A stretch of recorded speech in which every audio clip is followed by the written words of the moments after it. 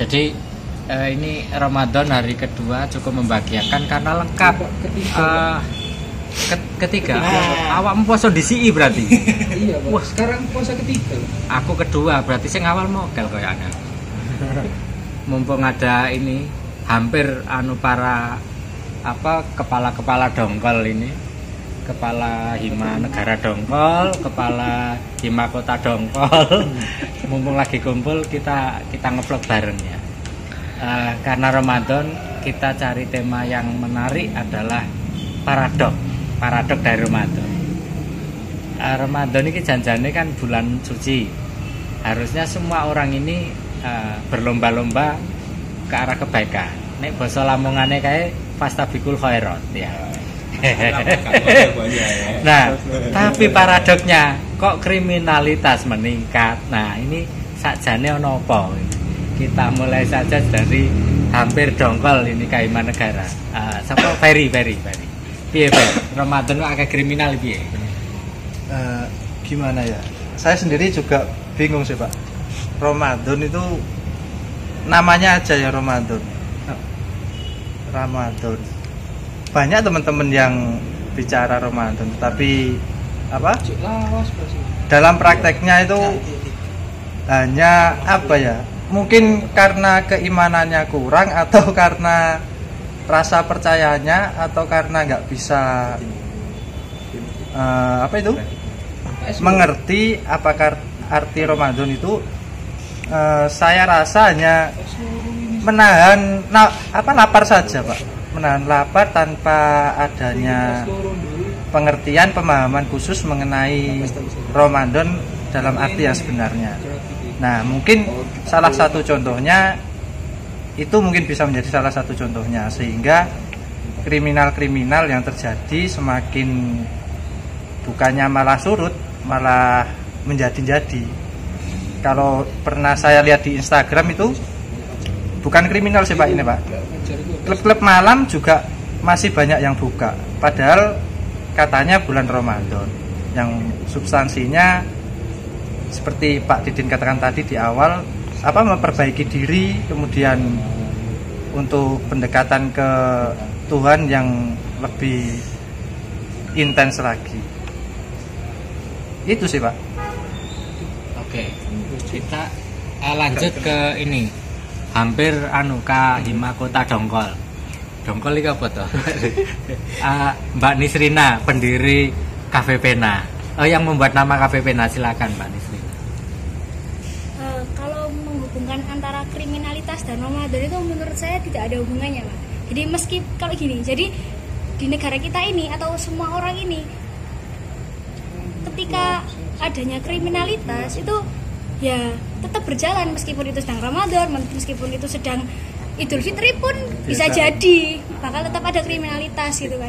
Jadi memang ada golongan-golongan yang memang tidak memikirkan apa itu Ramadan, apa itu bulan Natal atau sebagainya, tidak memikirkan hal itu, tapi ya mereka tetap berjalan dengan apa yang mereka yakini. Aku pokoknya tetap bertindak. Kalau misalkan pencopet ya tetap pencopet. Ya itu tadi balik apa yang dikatakan sama Kahim dari Ferry. Jadi ya kemungkinan besar memang tergantung sama keimanannya tadi. Seperti itu sih, Pak. Baik, jadi kalau boleh ini saya ungkapkan dengan bahasa lain, yang dimaksud Nisrina ini adalah semacam akronim STMJ ya. Sholat terus, maksiat jalan. Ya, sekarang dari pandangan strukturalis ini ada Bung dari Gerakan Mahasiswa NI. dari paham strukturalisme ini, ini Indonesia akan terkenal dengan lautan borjuasi menurut Soekarno atau Marhen itu. Nah, Marhen ini kan orang yang kesulitan secara ekonomi. Nah, di satu sisi, di sisi yang lain, Ramadan menjelang Idul Fitri, mereka kan harus pulang kampung dan harus ada sesuatu yang dibawa sebagai oleh-oleh, karena itu merupakan kebanggaan di kampungnya. Nah, ditilik dari situ, apakah ada hubungannya kriminalitas yang meningkat di bulan Ramadan ini? Silahkan Didon. Ya, jadi gini, justru Saya mempunyai sudut pandang sendiri ya. Kenapa kok Untuk kantor gua jenenge didot. ya, kenapa kok kriminalitas masih terjadi di bulan Ramadan? Sebenarnya kalau bisa dibilang bulan Ramadan ini Allah sudah berbicara bahwasanya setan dan jin itu semua udah dikurung. Tapi kenapa kok masih terjadi kriminalitas dan sebagainya? Di menurut pemahaman saya, setiap orang itu pasti ada, entah itu makhluk apa yang mesti ada dalam tubuhnya dan mempengaruhi dirinya. Jadi ibaratnya kalau udah dari buruk gitu, jadi ya apa ya, manusianya tetap gitu loh Pak, meskipun setannya udah dikurung, pribadi yang ditinggalkan oleh setan itu mesti tetap ada di situ. Jadi kembali ke pribadinya sendiri. Nah terus kalau dikaitkan dengan masyarakat yang harus pulang kampung untuk mencari oleh-oleh, ya mungkin bisa saja gitu. Karena emang dampak yang ditimbulkan dari perbuatan yang ditimbulkan oleh rayuan setan untuk mencuri dan sebagainya bisa saja terlaksana di bulan Ramadan. Mungkin seperti itu. Iya. Berarti yang diungkap oleh Didot ini lebih ke genotip. Kalau Ferry dan Nisrina tadi lebih ke fenotip. Pemelotot YouTube, mohon maaf karena ini sambil paketannya masih utuh, jadi ada suara klik itu berarti chattingan masuk ya. Settingan dari siapa? Settingan dari mantan siapa saya pikir dudu handphoneku lho iki. Handphone Ferry gitu. Iya. Kita mengarah ke Asep ini. Asep selaku orang tambahan di Lamongan sana. Yang tentu Anda berlimpah ruah lah. Serba berkelebihan sehingga mampu kuliah di Surabaya.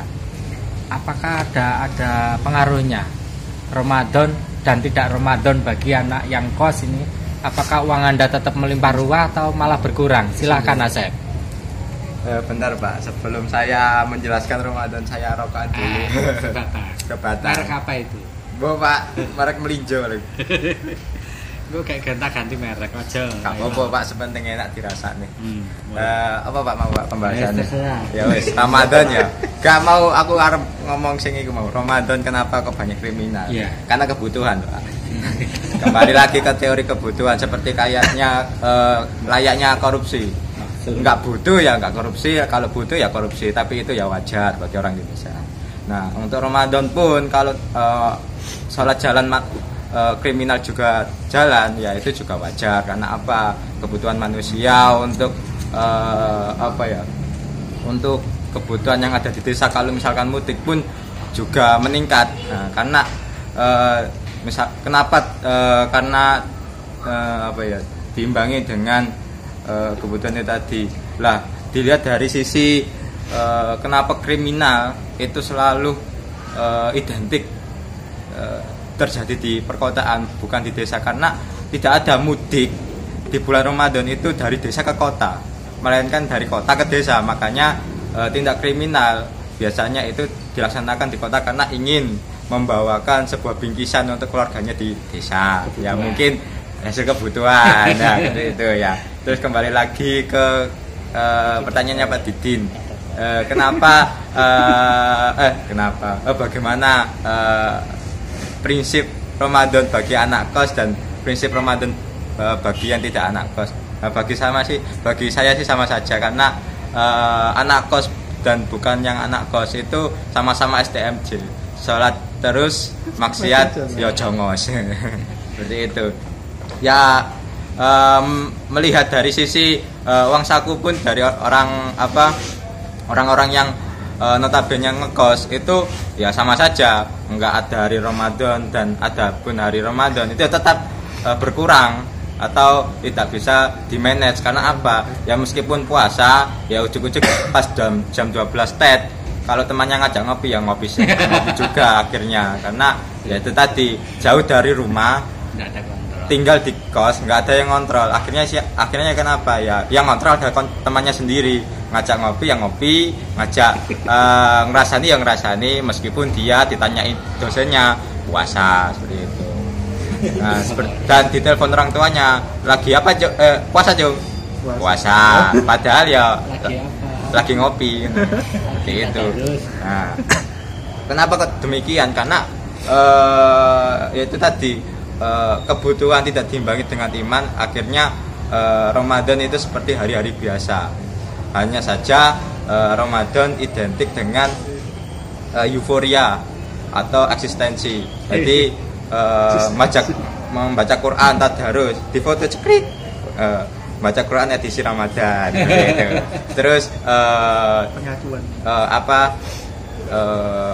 ada temannya berbohong, dia menyuruh jangan berbohong, ini bulan Ramadan. Nah, kalau berbohong dosanya 2 kali lipat, padahal dia juga nggak puasa seperti itu ya, dosanya 4 kali lipat.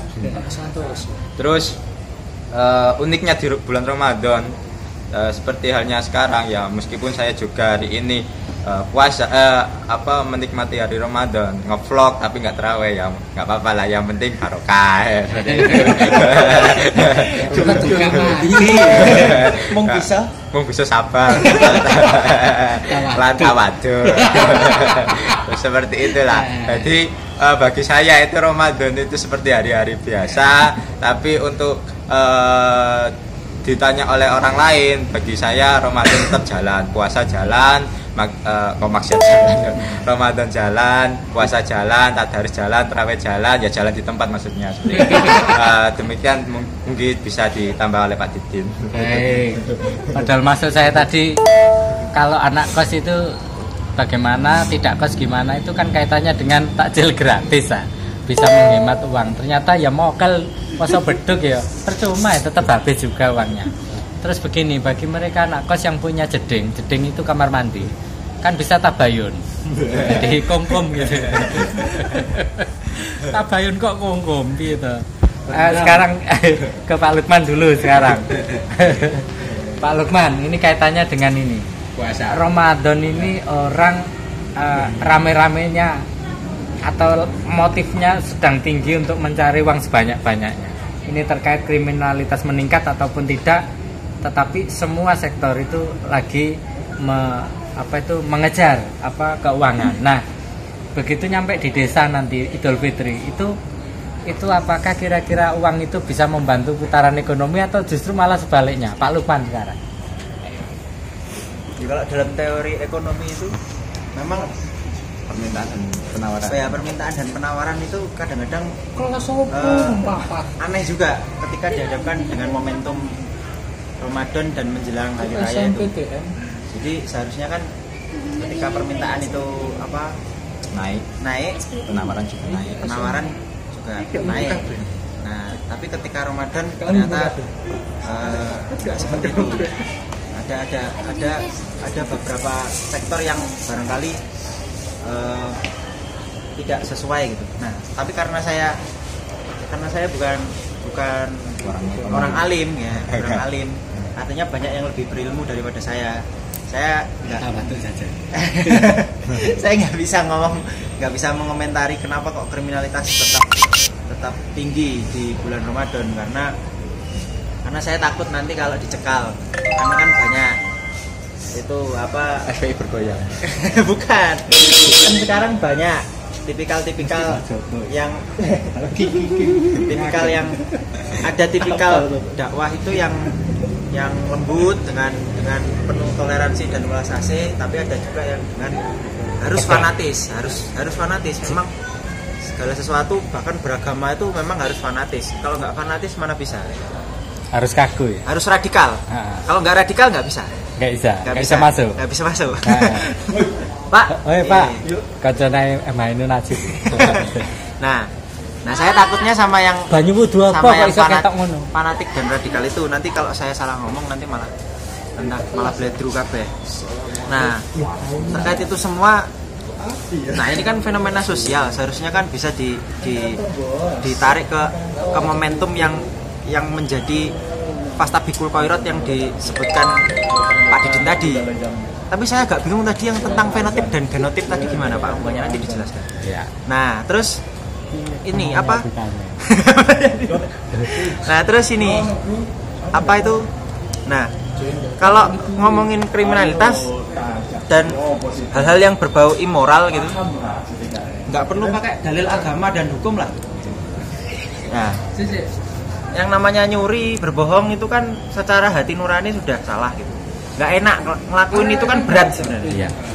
Nggak perlu pakai dalil agama pun sebenarnya berat. Tapi kok tetap dilakukan bagi orang-orang yang terdesak itu. Artinya kan berarti ada sesuatu yang berada di atas atau memandang sesuatu di atas moralitas dan yang lain-lain itu. Nah, apakah ini kebutuhan, apakah persoalan perut atau persoalan Tinggal bentar, Pak. ya persoalan perut atau persoalan cuman lifestyle atau kebiasaan atau memang lahir dari kalangan berandal gitu, begundal. Nah, ini kan Gento. gento. Nah, ini kan berarti memang ini bukan persoalan Ramadan atau enggak Ramadan saja, tapi memang ini memang ada beberapa yang tadi menurut teori genotip dan fenotip tadi seperti kata Pak Didi. Mungkin bisa dijelaskan. Ya, ini mungkin fenomena parsial saja lah, 1-2 orang yang kemudian mungkin secara kebetulan orang itu nekat. Tapi kalau memang ini bisa ditandai dengan momentum bulan Ramadan, berarti ada yang salah di negara ini gitu. Ada yang salah. Nah, terkait itu semua, monggo Pak Didin yang Muhammad Siratli. Saya ini penanya, moderator piye ditanya ini. Pertanyaan itu kan dari saya tadi sebenarnya, kok malah ditanyakan ke saya.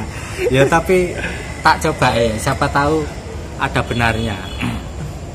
Masalah fenotip genotip. Fenotip itu berarti kan faktor penyebabnya adalah lingkungan. Jadi ada kata-kata quote ya, quote zaman dulu. Siapa yang suka berkumpul dengan pedagang minyak wangi, maka sedikit banyak akan ikut berbau wangi atau harum. Siapa yang kumpul dengan pedagang kambing, maka baunya akan lebus seperti kambing. Nah, bagi mereka yang terlahir di tengah kalangan gento atau begundal-begundal itu, maka sedikit banyak akan ikut terkontaminasi oleh perilaku preman. Ini macam teori tabula rasa itu. Pada dasarnya manusia itu bersih. Ini yang fenotip ya, bersih. Lalu kemudian oleh lingkungan memperoleh warna-warni atau pengaruh sehingga terbawa. Nah, kalau fenotip yang semacam ini, maka bulan Ramadan ini kalau di dalam behaviorisme itu harusnya manusia akan mengarah menjadi manusia yang baik, karena hampir seluruh lingkungannya, iklimnya adalah iklim kebaikan. Maka otomatis orang yang nakal sekalipun, yang biasanya rokok sambil show off itu, karena semua puasa dia akan mengurangi merokok. Kalaupun merokok sembunyi-sembunyi. Ini fenotip, tabula rasa ya. Kalau yang genotip itu saya pikir lebih ke teori hereditas Pak, teori genetis itu, bahwa setiap manusia itu personalitinya, kepribadiannya itu menurun dari kakek buyutnya atau leluhurnya. Kalau leluhurnya adalah punya ini personality yang baik, maka insya Allah keturunannya juga akan ikut menjadi orang yang baik. Nah, kaitan antara Ramadan dengan munculnya kriminalitas yang tinggi itu saya rasa bukan genotip, tetapi lebih mengarah pada fenotip.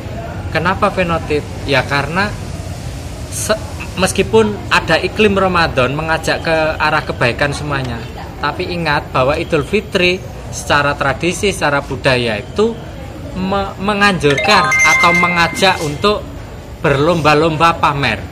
Baju baru, sandal baru, songkok baru, sarung baru, daleman baru,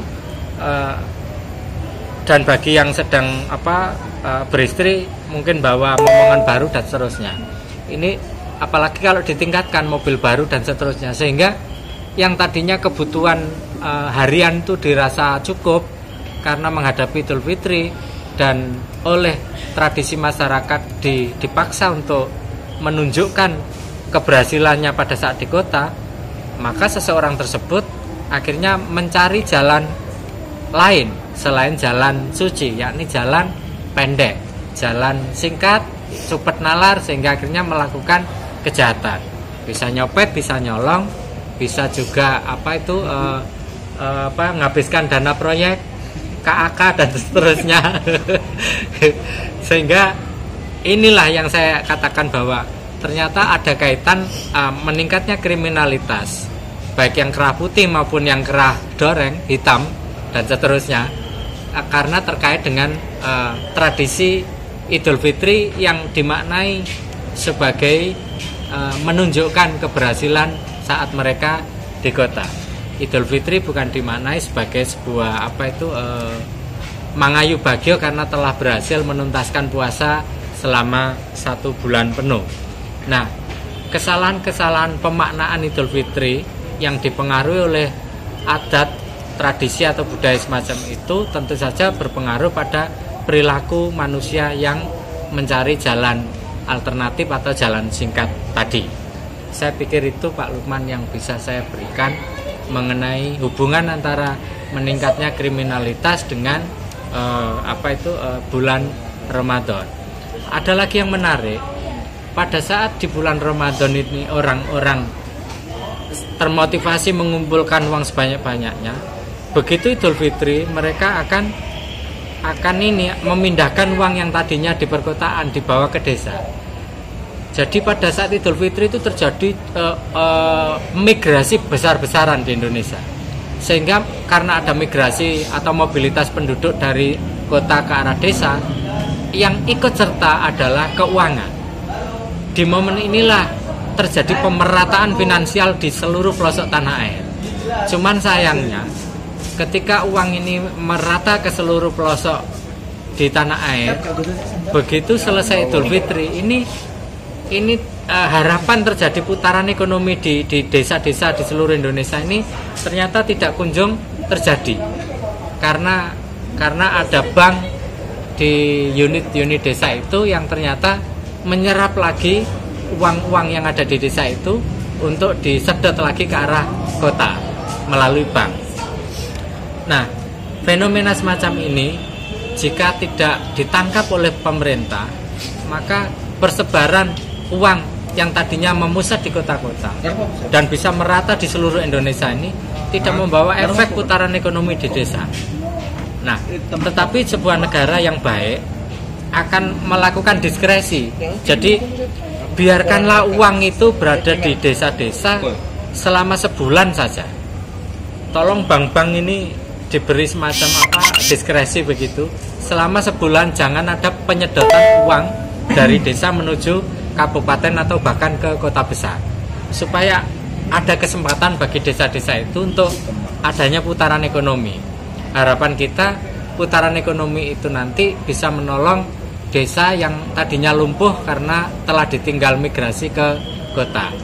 Karena dinilai selama ini desa potensinya tidak tumbuh dan tidak berkembang karena hampir seluruh SDM yang potensial itu berangkat ke kota untuk mengabdikan potensinya kepada industri di kota. Saya pikir itu Pak Lukman, karena saya sudah menjawab dari pertanyaan. Maka sekarang yang bertugas menanyai narasumber berikutnya tidak lain adalah Haunan itu adalah Pak Lukman. Silakan. Tekan Pak Lukman.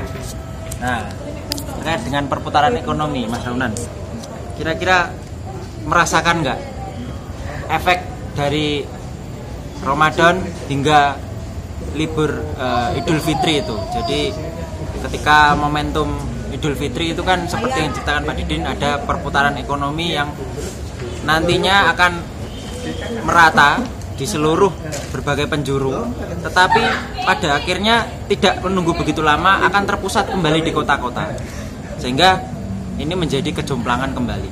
Nah, kira-kira yang dikatakan Pak Didin ini merasakan nggak langsung? Ya. Nah, ini membahas ekonomi pada saat bulan Ramadan dan Idul Fitri.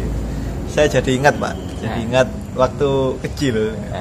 Yang paling dinanti-nantikan ya pada saat bulan Ramadan dan Idul Fitri. Karena apa? Bukan perconanya, sangunya itu loh. Jadi saat Idul Fitri tiba, itu wah, ngadai duit. Paling bahagia. Soalnya setiap salaman sama kayak mbah, terus bapak, Pak Lek, Bule, sama Pak D, Bude itu selalu dikasih sangu loh. Nah, tapi untuk saat ini udah berapa 5 tahun yang lalu mungkin itu 7 tahun yang lalu udah lama banget. Kalau sekarang ya udah enggak ini. Bahkan seharusnya saya yang harusnya sekarang nyangoni. Nah, terus kok cerita masa lalu akhirnya lali mau bahas tadi. Jadi gini, ya memang untuk perputaran ekonomi di saat bulan Ramadan karena adanya tradisi mudik kita mungkin Pak ya. Tradisi mudik akhirnya yang dari kota ke desa beramai-ramai membawa banyak oleh-olehnya dari kota tadi, entah itu berupa uang atau berupa barang di situ. Cuma gini, kenapa kok tidak pemerataan itu tidak sampai bertahan lama? Karena di situ ketika mereka kembali, mereka itu seperti memberikan iming-iming untuk mereka yang sebelumnya menetap di desa. Iming-imingnya apa ya? Iming-imingnya itu tadi dengan iming-iming bahwasanya di kota ini dia sukses, akhirnya kembali ke desa membawa barang-barang banyak, terus membawa uang banyak. Akhirnya yang di desa ini mau ikut ke kota buat mencari uang di kota. Akhirnya terpusat lagi di kota-kota, perekonomian itu tidak bisa merata. Jadi gitu. Kalau memang mau pemerataan yang sesungguhnya ya harus setiap sektor, entah itu di desa ataupun di kota, ya perekonomiannya harus tetap dijalankan dengan baik gitu loh. Dan misal di desa ini apa sih sektor perekonomiannya? Misal perikanan, tambak atau pertanian, yaitu ditingkatkan. Jadi mereka yang saat ini ada di desa ya gimana caranya berlomba-lomba untuk meningkatkan perekonomian melalui yaitu tadi sektor-sektor pertanian ataupun perikanan gitu. Menurut saya seperti itu. Jangan malah kembali lagi ke kota. Nanti pemerataan ekonomi ini tidak berjalan. Ya menurut saya begitu. Terima kasih. Baik. Terima kasih Aunan. Nah sekarang kita kaitkan lagi ya. Karena hampir seluruh penduduk yang tadinya urbanisasi pada saat mudik ini menunjukkan keberhasilannya dengan membawa oleh-oleh, dengan membawa uang yang banyak, sehingga ini menjadikan orang-orang di desa, tetangga handetolan yang belum ke kota ini silau, menganggap seolah-olah keberhasilan itu letaknya ada di kota. Nah sekarang pengaruhnya terhadap urbanisasi penyertaan berikutnya kepada Ismail. Mail, setelah Idul Fitri itu kenapa urbanisasi meningkat? Ayo Mail.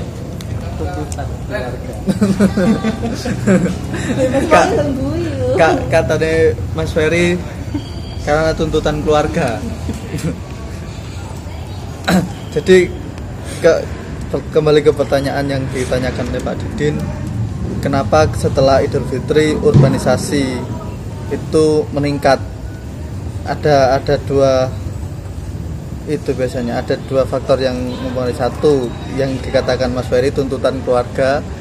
Yang kedua, duitnya sentek, karena di Idul Fitri itu biasanya konsumsi masyarakat itu begitu besar secara individu, biasanya ya termasuk saya ini kalau mau Idul Fitri sampai Idul Fitri itu konsumsi itu sangat luar biasa, melebihi bulan-bulan yang lain.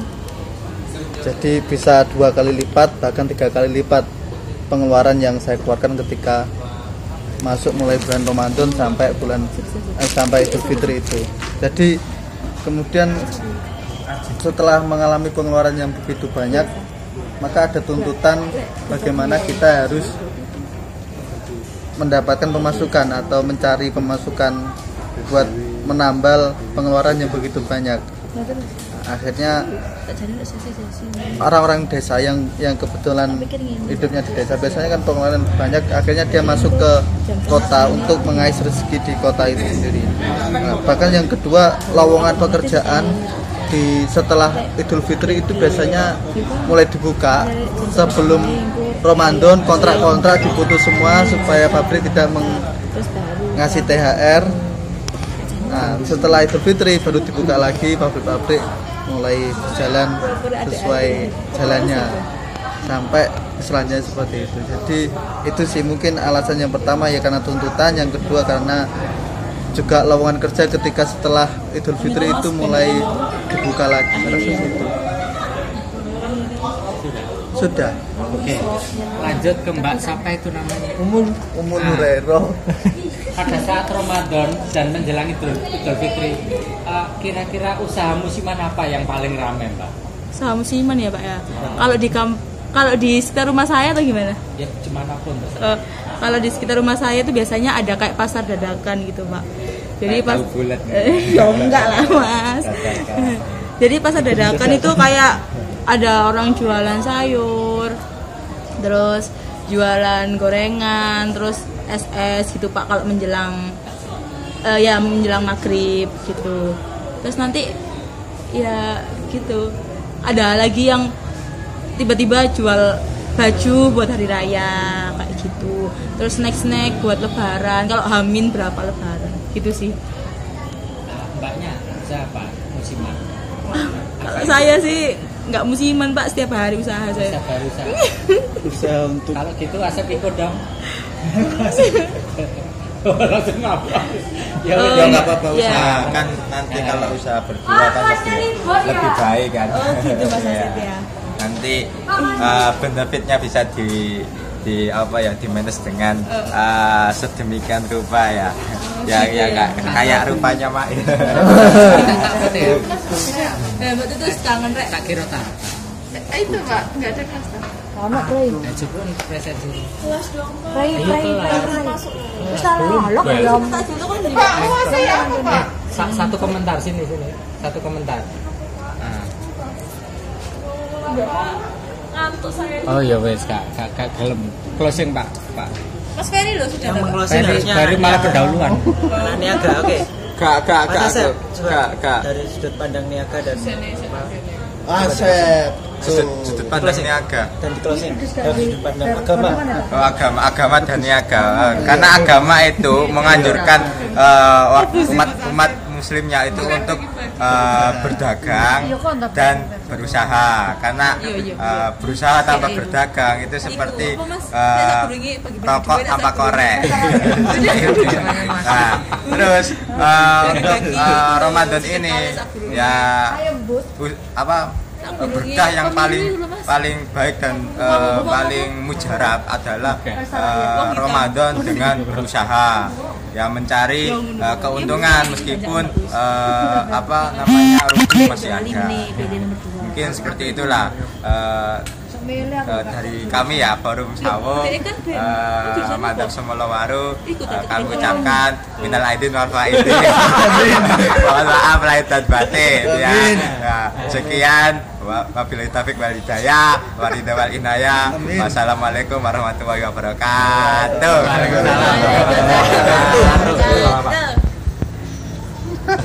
Selawat. Kayak saya selawat. Allahumma sholli ala Muhammad. Allahumma sholli ala Sampai dak kedua sih. Kira kok sesekali closing.